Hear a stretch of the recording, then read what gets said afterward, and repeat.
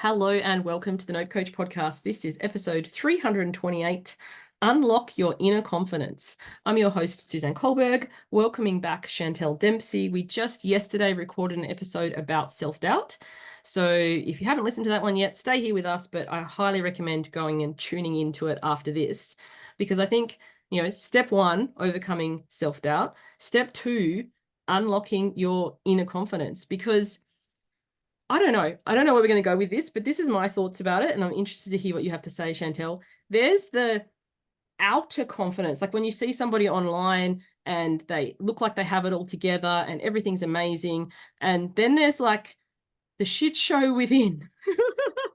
So I think there's a difference between, I never like the term faking it till you make it personally. I like act as if, but I think sometimes we don't feel as confident as we look, and then that can cause such push-pull or tension that a lot of us hold ourselves back from really unleashing because of a lack of inner confidence. So I'd love to hear your thoughts on this.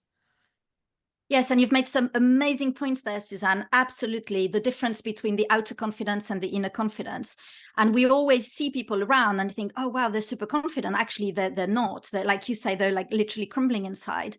And I think that the most important concept really is that you should never need external validation when you have real inner confidence, because it's just like happiness, right? Happiness you get from within, not from anybody, not from anything that can be taken away from you, only from the inside. And I think there's a several step process to really build your inner confidence. And the first most important thing to do is to control the narrative in your mind. And it's really, things like, of course, eliminating your limiting beliefs, looking at everything that's that you believe that is negative about you. But then particularly look at the narrative, look how you talk to yourself. So often, I always say to my clients, okay, so if you were like a character in a comic book and you had that little bubble of thoughts, coming out of your head, what would it say? And often it's things like, oh, why can't I do anything right? I'm so stupid. Da, da, da, da. And then my next question is, well, would you talk to a friend like this? And it's like, no. Well, why are you talking to yourself like this? Because you are the person who spends the most time with yourself. So what huge benefit to actually really talk to yourself nicely. And I know it sounds so simple, but people don't do it. And and then you say, well, I don't know how. And the thing is, well, you can control your thoughts. You might not be able to control the first thought, but you can control the second thought. And because if I say, oh, look at this blue pen, then now you're thinking of the blue pen, right? And so you can direct your thoughts to where you want. So you can start saying and thinking, okay, I've done this well, and start noticing all the things that you do really well, and noticing all your wins, noticing all your achievements. And just by thinking it and noticing it, you start to create a habit in your subconscious mind that then starts to get yourself, become friends with yourself and be nice to yourself, rather than criticizing yourself all the time. And even if you don't feel any differently, as you say, oh, I've done this really well, even if you don't feel it, as you keep doing it and keep doing it and keep doing it, it's going to start to break that old habit and create a new habit.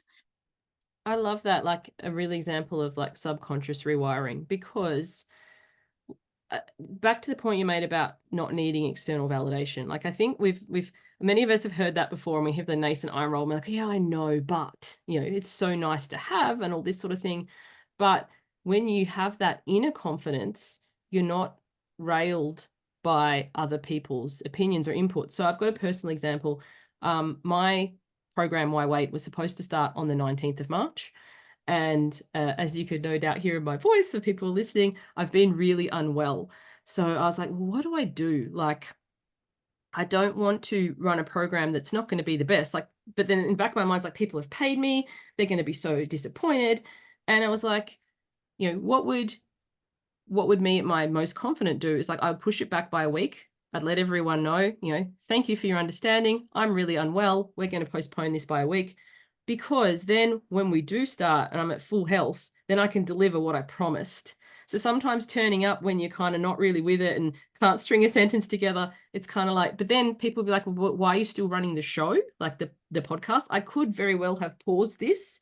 But then again, leading into the confidence, I committed to 365 days straight. Some of the episodes are 2 minutes long, but this is my unpaid promo kind of thing. And then if I really was like not able to record, I would have paused at 100%. But it's like you leaning in and listening to yourself and your own guidance to which is which. And as you said, speaking to yourself how you'd speak to someone else, rather than being like, well, I have to put on this air or show because this is what everyone expects, then there's some emptiness to that. Yeah, absolutely. And I again, I love the example that you've given, because one of the other things that is really significant in building confidence is how it's that relationship with yourself and that trust that you're building within yourself. Exactly the same as somebody else. If you meet somebody and you don't know them from anything, and they always do what they say they're going to do, they always turn up when they say they're going to turn up, and then you're going to start to trust them. And as they keep showing up and they keep doing the things that are aligned with what they said, then you're going to really trust them, and that builds trust. Whereas the opposite is also true. If you meet somebody and then they say they're going to do something, they don't do it, and then they never turn up, all of this, then you don't trust them. The relationship with yourself is the same. So when you say to yourself, this is what I'm going to do, and you commit to it and you do it, that builds immensely builds confidence, because you start to trust yourself and believe in yourself. And this really is one of the major keys of building it. Whereas if you say, oh, I'm going to do this, you don't do it, then you kind of let yourself down. And again, that then has got the opposite effect. You start to, your self-esteem starts to break. You don't believe in yourself. You don't believe you're capable. And the more you do it, and the more it kind of, confirms the narrative. So I love that you gave that example, because it's exactly like that. And you, by showing up every day, because that's what you said you were going to do, then you keep doing it. And that is amazing.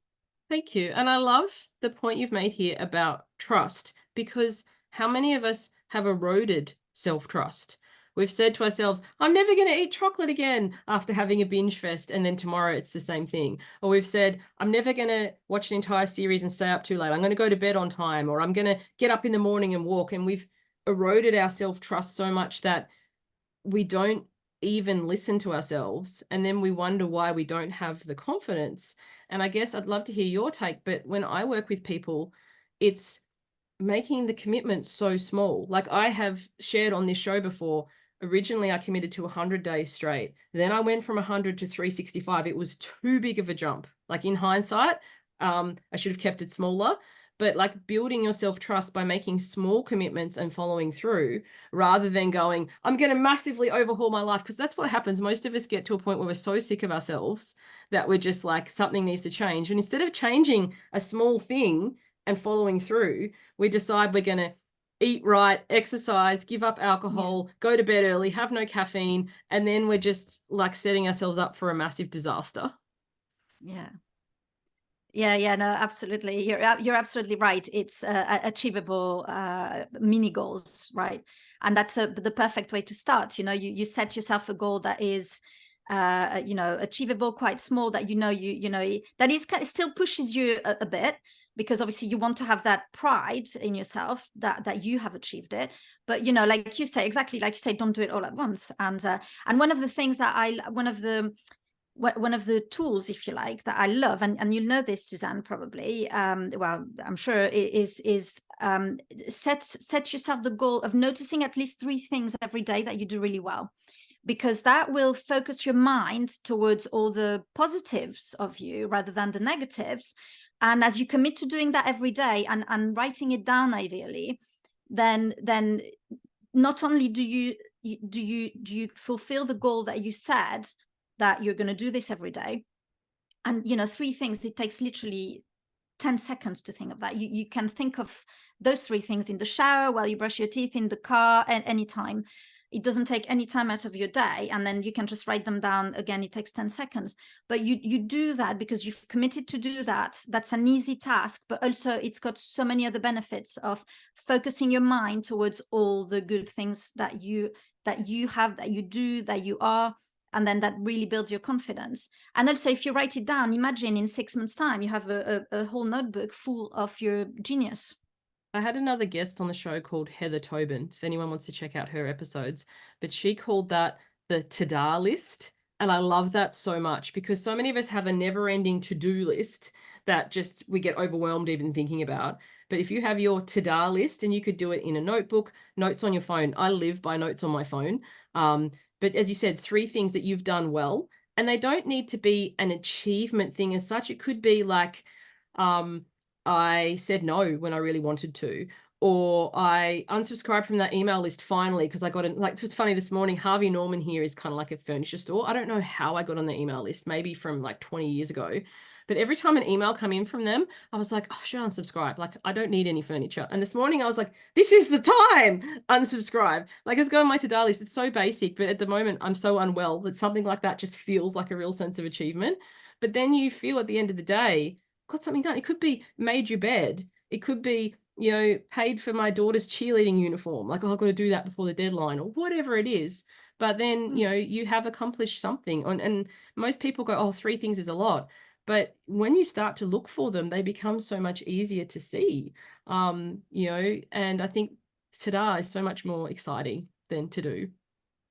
I love it. I love that. I've written it down, Suzanne. I love that. I'm totally stealing this. Yeah, no, absolutely. And yeah, sorry, go on. I was gonna say, we're almost at time, but like, if we had like one more point, like to bring it home for people who are like, okay, I'm kind of getting it, but I'm still not sure. Is there one other tip or trick or hack? I don't like those terms. Suggestion for people who are like, yeah, I realize that my inner confidence needs work. Yes, I would say probably one of the most significant things that I have personally experienced is, we were talking about the narrative and how to talk to yourself. Notice the language and the words that you use and change them. And so, if you say, oh, that's going to be a disaster, or that was a disaster, say you did a presentation and you think, oh, that was a disaster, catch yourself. Notice why have I used the word disaster? Disaster is like a catastrophe, right? So change that to, that was a bit difficult, or that was I always say interesting. suboptimal. That was suboptimal. Okay, I love it. Yeah.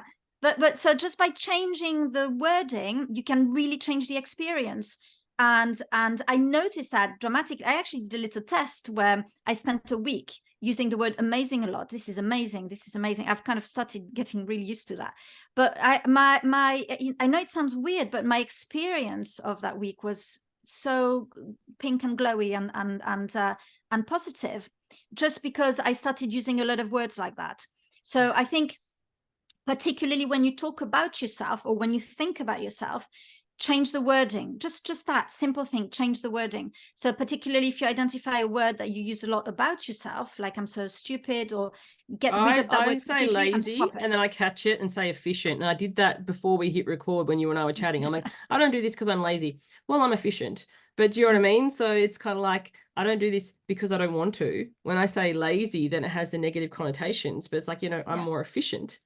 And the power of changing a word sounds so simple, but as you said, it is magical. Like, back when I was twice as what I weigh now, and I always spoke about weight loss, nothing else in my life I wanted to lose. If I lost my keys or money or my wallet or my phone, it incite panic.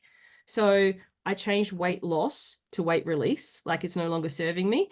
And that had such a powerful effect because subconsciously I've wired loss with wanting to find again. So that is such a simple tool. But for anyone, notice a word that you say a lot. And if you don't notice yourself and you feel comfortable to, perhaps ask a loved one, what is something that I say a lot? And for me, it's, lazy. So as I said, efficient. And then what could you replace it with? Like, disaster was another one, suboptimal. It has a lot less charge. For some people, that might still be negative. To me, it's not. It's like optimal was like sunshines and roses. Suboptimal was like, it wasn't as good as I hoped, but it still was progress. But fine. And I think the language for you, like, because words that have charge and triggers or associations for other people, like, I like to use a lot with my work, earn, as in like I earned the result.